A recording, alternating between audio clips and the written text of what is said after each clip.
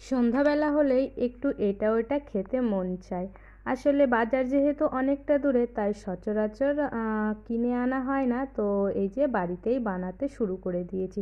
নমস্কার বন্ধুরা, আমি সাথী তোমাদের সকলকে স্বাগত জানাচ্ছি একটি নতুন মিনি ব্লগে। আশা করছি তোমরা সকলেই ভালো আছো ও সুস্থ আছো। তো দেখো, সন্ধ্যাবেলাতে একটু ভাবলাম আজ চাউমিন বানাই, বেশ অনেক দিন হয়ে গেছে বানাই না, সেই কারণে এখানে এই যে কিছু সবজিও ছিল ঘরেতে, পড়ে পড়ে প্রায় নষ্টর দিকে হয়ে যাচ্ছিল, তো সেই কারণে এই যে চাউমিনের ভেতরে দিয়ে দেব। ছিল একটু বিনস, একটু মটরশুঁটি আর পেঁয়াজ। তো সবজি দিলে মোটামুটি ভালোই লাগে খেতে। তো ওখানে চাউমিনটা আগে তো সেদ্ধই করে নিয়েছিলাম, আর তারপরে এই যে দেখো আমার চাউমিনটা পুরো রেডি হয়ে গেছে। আর আমি এখানে এতটুকু হলুদের আর কি ইউজ করিনি, অনেকেই ইউজ করে, তবে আমি সেটা করিনি, আমার দিলে কেমন একটা ভালো লাগে না। তো এই যে বানিয়েও আর কি নিয়ে চলে এসেছি। বেশ অনেক কদিন বাদেই বানানো হয়েছিল, মা আবার এইদিকে আমাকে বেড়েও দিয়ে দিল। আর আমি এই যে এখন একটু ওপর থেকে আর কি শসা আর পেঁয়াজ কুচি নিয়ে নিয়েছি। তো আরও খানিকটা দিয়ে দিচ্ছিল, তো আমি আর সেটা নিলাম না, যেহেতু রাতটা আর কি হয়ে গেছে আর এতটা খাওয়া ভালোও না, আরও সকলে আছে সেই কারণে।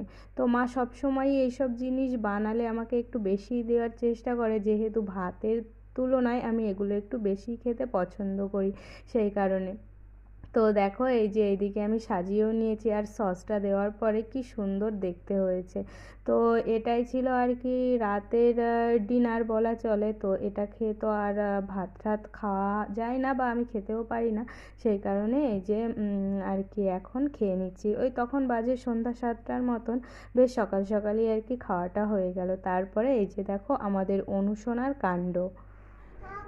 কি ভাত? ডাল ভাত? তা একটু মাছও করো সঙ্গে। বাহ বাহ বাহ।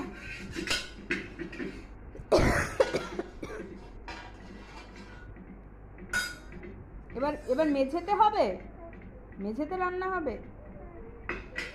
কে খাবে? কে খাবে? বাবা খাবে। আমাকে দেবে না? আমাকে দেবে না? বাবা, তো সারাদিন অনুষ্কার কালকে বাবা কোথায় এইভাবেই আর কি মেরেছে তোমাকে? দুষ্টুমি চলতে থাকে। ওখানে আর সব কিছু লেগেছে। মিলিয়ে আর কি এইটুকুই ছিল আজকের মিনি ব্লগটি। তোমাদের কেমন লাগলো তা অবশ্যই জানিও, যদি ভালো লাগে একটি লাইক করে দিও। সকলে সুস্থ থেকো, ভালো থেকো। আর যদি কোনো নতুন বন্ধু হয়ে থাকো অবশ্যই চ্যানেলটিকে সাবস্ক্রাইব করে আমার পাশে থেকো। আবারও দেখা হচ্ছে একটি নতুন ব্লগের সঙ্গে, ততক্ষণের জন্য আসি, সকলে খুব ভালো থেকো।